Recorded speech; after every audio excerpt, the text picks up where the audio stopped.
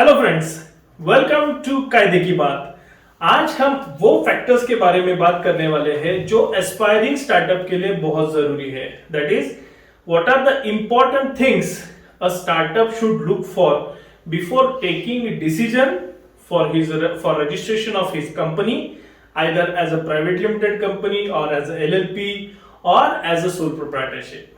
सो basically आज हम वो फैक्टर्स के बारे में बात करेंगे जो हर स्टार्टअप के लिए बहुत ज्यादा कंफ्यूजन क्रिएट करते हैं। As a startup he is very clear about the technical things, but he is having lot of confusion about where to start, what are the licenses applicable to me, private limited company और LLP में exact difference क्या है, one person company क्या है, idea protection क्या होता है, ये सब चीजों में कॉस्टिंग क्या लगेगी, और मैं अगर कंपनी रजिस्टर कर देता हूं तो उसकी ऑनगोइंग कॉस्ट क्या रहेगी। ये काफी सारे सवाल स्टार्टअप के लिए होते हैं। एंड देयरफॉर आज हम कायदे की बात में एक डिसीजन क्वाड्रेंट के बारे में बात करेंगे, which will definitely help all of you aspiring startups to take correct decision about your company and form a right form of business organization which will give you maximum benefits. So let's start with our first quadrant. Our first quadrant is decision quadrant number 1, that is business goal. Now what is a business goal? That everybody is aware. Goal क्या है? मुझे क्या achieve करना है, ये technically गोल होता है। But ये गोल के पीछे जो फैक्टर्स है उनको आज हम देखेंगे। Now, what is the first factor in the business goal? पहला फैक्टर है आपका ये बिजनेस गोल शॉर्ट टर्म है कि लॉन्ग टर्म है। आपका बिजनेस है ये शॉर्ट टर्म बिजनेस के लिए सही है कि लॉन्ग टर्म बिजनेस के लिए सही है। मान के चलो आप आज की डेट में सोच रहे हो मास्क मैन्युफैक्चरिंग कंपनी चालू करना या सैनिटाइजर कंपनी चालू करना। Now this mask manufacturing sanitizer is good today because आज उस चीज की रिक्वायरमेंट है, but will there be requirement of this product after 3 years? Answer is we don't know. So technically आज की डेट में ये बिजनेस शॉर्ट टर्म में आता है। बट वही अगर हेल्थ केयर प्रोडक्ट की कंपनी आप चालू करना चाहते हो, न्यूट्रिशनल प्रोडक्ट्स की कंपनी आप चालू करना चाहते हो, in that case that companies business is definitely a long term business. Second, similarly electronic vehicles, if you're planning to start something in electronic vehicles, that business is in the line of vision of India, that is fuel free cars and automobile. तो वो business definitely long term में आएगा। Second goal, that is understanding your business whether it is seasonal or full time. What is a seasonal business? Simple, आम बेचना एक seasonal business है और उसका ही longer version, that is making mango pulp and making mango products, that is a long term business. It's not a seasonal business, but it's kind of a perpetual business in food industry. Third, whether your business goal is venture specific or event specific. Venture specific, very simple example, एक ही construction scheme करनी है, जमीन acquire हो चुकी है, funding लग चुका है, कंस्ट्रक्शन करो, फ्लैट्स को बेच दो, वेंचर खत्म, बिजनेस खत्म। This is a venture specific business. When we talk of event specific business, मान के चलो अभी कतार में football world cup is going to happen, so किसी कंपनी को कॉन्ट्रैक्ट मिल जाता है स्टेडियम में सीट के मेंटेनेंस का, सीट लगाने का, उसका रिपेयर देखने का, मेंटेनेंस का। All this contract is event specific. World Cup is over, contract is over. So here you have to take a call whether your business is a short-term nature or it is going to be a long-term or a perpetual business. अगर आपका business short-term है तो आपके लिए registered private limited company या LLP इतना suitable option नहीं है because of the complexity of the compliances involved in registration of company, maintenance of the company, audits, and later on striking it off. Second decision making quadrant. Our second decision making quadrant is basically how many of you are the owners. आप अकेले काम कर रहे हो या आपके साथ partners है। आप जब अकेले काम करते हो, even registration of a proprietorship is enough for you. Proprietorship register करो, करंट अकाउंट ओपन करो and your business is on. But यही अगर 2 या 2 से ज्यादा आप अगर पार्टनर्स हो तो सारी ओनरशिप कलेक्टिव हो जाती है। इंटेलेक्चुअल प्रॉपर्टी ले लो, एसेट्स ले लो या लाइबिलिटीज पार्ट ले लो, all of you are joint owners, and in such scenario opening a sole proprietorship or a one person company is out of equation. You have to think of minimum registered partnership or a LLP or private limited company. So how many people of you are going to be there at present and in immediate future has a very big bearing on what kind of company or what kind of structure suits you the most. Third decision making quadrant is, are you going, what is your customer base? This is the most important quadrant. According to me ये सबसे ज्यादा ध्यान देने वाली बात है कि आपका कस्टमर आपके पास क्या देख के आएगा। मान के चलो आप शुगर खरीदी कर रहे हो, फूड ग्रेन ले रहे हो, भाजी पाला खरीदी कर रहे हो, क्या आप सोचते हो कि ये प्राइवेट लिमिटेड से आ रहा है या कोई एलएलपी से बन रहा है? नहीं ना। यही इंपॉर्टेंट चीज है, because this is the customer's mindset that you have to play with और you have to concentrate on. Basically कुछ बिजनेस ऐसे है जहां पे कौन सी कंपनी बेच रही है उसका कोई मतलब नहीं है, प्रोडक्ट कैसा है, दिखता कैसे है, पैकेजिंग कैसे है, यूटिलिटी कितनी है, इतना देख के हम खरीदी कर लेते हैं। But there are certain products for which we definitely want a brand कि जिसके साथ हम जाना चाहते हैं।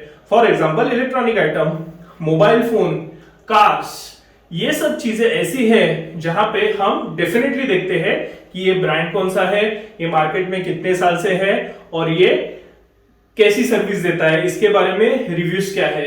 तो जैसे आप खुद परचेस करते टाइम पे ये सोचते हो, आप जब एंटरप्रेन्योर बनोगे तो आपका प्रोडक्ट के लिए या आपके सर्विस के लिए भी कस्टमर ये चीज देखेगा कि ये कंपनी कौन सी है, ये प्रॉपर लाइसेंसेस है कि नहीं इसके पास, ये कॉम्पिटेंट है कि नहीं, ये सारे कंप्लायंसेस करने वाले हैं कि नहीं। मान के चलो आप कोई ईआरपी बना रहे हो या आप ईआरपी की सर्विस किसी एमएनसी को दे रहे हो, मान के चलो टेक महिंद्रा को दे रहे हो। अब टेक महिंद्रा जब आपका कॉन्ट्रैक्ट साइन करेगा तो ये तो डेफिनेटली देखेगा this people should be a registered company, उसके पास जीएसटी नंबर होना जरूरी है, उनका कॉर्पोरेट ऑफिस होना जरूरी है, उनके पास ईएसआई पीएफ ये सब लाइसेंसेस होना जरूरी है। अगर ये सब है इसका मतलब ये है कि आप एक ट्रस्टवर्दी कंपनी हो, your name is there in the data bank of central government of India, and जिसकी वजह से आपके ऊपर वो भरोसा रख सकते हैं। If not so they will not give you वेंडरशिप number. अगर आपके पास ये लाइसेंसेस नहीं है तो आपका ये बड़ी कंपनीज में वेंडरशिप कोड आपको नहीं मिलेगा and you will not be able to sell your products और service to this kind of companies.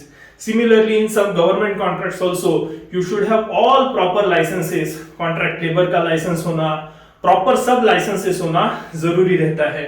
तो ऐसे केस में आपके पास एक रजिस्टर्ड कंपनी होना, सारे लाइसेंसेस होना इंपॉर्टेंट है, just because your business demands it, your customer demands it, and customer is the king. Customer सबसे पहले आपकी क्रेडिबिलिटी ही चेक करेगा। कुछ बिजनेसेस है जहां पे क्रेडिबिलिटी का सवाल नहीं, वहां पे आप प्रोप्राइटरशिप को लो, फ्रीलांसिंग करो, कुछ भी करो, किसी को कुछ फर्क नहीं पड़ता।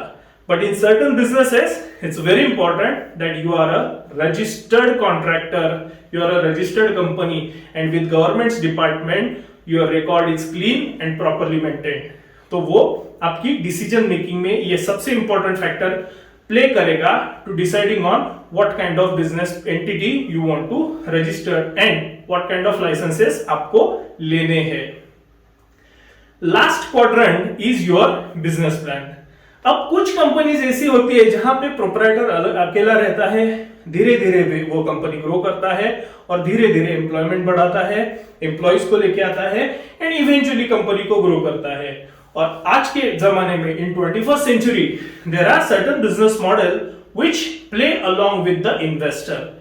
जिन्हें इन्वेस्टर चाहिए, जो टेक्नोलॉजी में काम करते हैं, उन्हें फंडिंग की रिक्वायरमेंट रहती है, जिन्हें आउटसाइड इंडिया बिजनेस करना है, जिन्हें ग्रुप कंपनीज बनानी है, जिन्हें सिस्टर कंसर्न खोलनी है।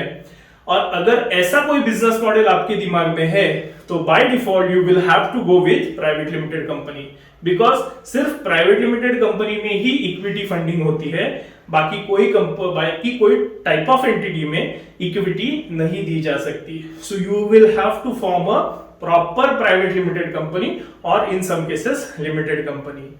मान के चलो आपको एक्सपोर्ट करना है, बाहर जाके आपको सब्सिडरी फॉर्म करनी है, इंडिया के बाहर कंपनी रजिस्टर करनी है, या वाइस वर्सा फॉरेन में कोई आदमी बैठा है जिसे आपके साथ कोलैबोरेशन करना है, तो उस केस में भी ये बहुत जरूरी है कि आपकी कंपनी एक रजिस्टर्ड कंपनी होनी चाहिए और वो इंडिया में सारे लाइसेंसेस लेके बैठी हुई है। So again if you have vision like this you will have to go with private limited company and in some cases LLP will also do. LLP में भी आजकल उतना ही रिकॉग्निशन है जैसे पहले से प्राइवेट लिमिटेड में होता है। But in such scenario where equity funding is necessary और फॉरेन कोलैबोरेशन इज इन्वॉल्व, इस केस में proprietorship, freelancing, for that matter partnership, ये सब फॉर्म ऑफ बिजनेस एलिमिनेट हो जाते हैं। So fourth and most and the last decision making quadrant is what is your business plan with respect to joint ventures, collaborations and equity funding. And therefore my friends, as a company, whenever you are planning to start your company, apart from what are the types of businesses available in your hand, आप ये चार चीजों को ध्यान में रखो। ये चार चीजों में हमने डिस्कस किया, बिजनेस गोल क्या होना चाहिए, आपके फाउंडर्स या पार्टनर्स कितने हैं, आपका कस्टमर क्या देख के आपके ऊपर भरोसा रख रहा है, एंड फोर्थ थिंग, ऐसी कौन सी चीज है जो आपके बिजनेस प्लान के साथ एसोसिएटेड है और आपको उसे किस तरह से एक्सपांड करना है। सो सिंपल फंडामेंटल ये है कि काफी सारा डेटा ऑनलाइन अवेलेबल है। ऑनलाइन डेटा बहुत अच्छा है बट बहुत टेक्निकल है, तो यहाँ पे ये चीज ध्यान में रखो कि ये जो डेटा है इसके पीछे की चीज दिमाग में रखना जरूरी है।